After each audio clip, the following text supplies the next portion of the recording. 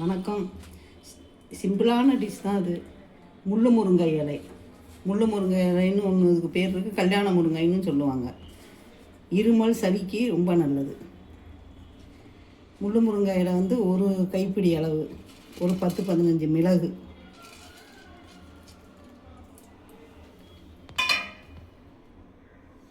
ஒரு பிடிச்ச அளவு அரிசி ஊற வச்சுட்டேன். காலையிலே ஊற வச்சுட்டேன். ஒரு 5-6 மணி நேரம் ஊறணும் அரிசி. ஊறினோன்னே ஒரு கையளவு அரிசி போட்டுக்கணும். இதை அரைச்சிட்டு வந்து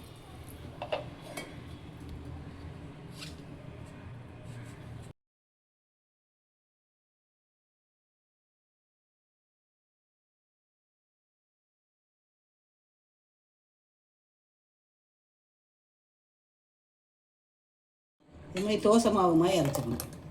இது மாதிரி அரைச்சிட்டு தோசைக்கல்ல ஊற்ற வேண்டியதுதான். தோசைக்கல்ல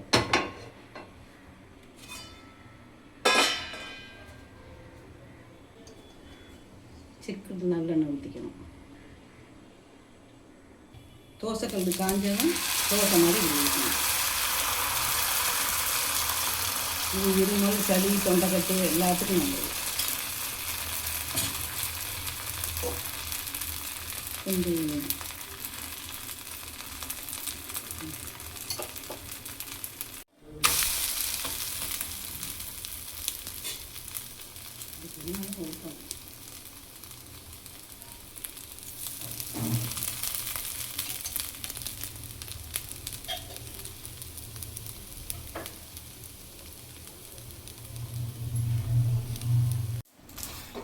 ரெண்டு பக்கம் நல்லா வேகணும்.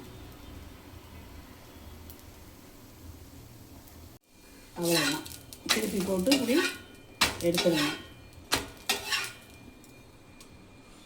இருமல் உள்ளவங்க ட்ரை பண்ணி பாருங்கள். இந்த வீடியோ பிடிச்சிருந்தா ஷேர் பண்ணுங்கள். நன்றி.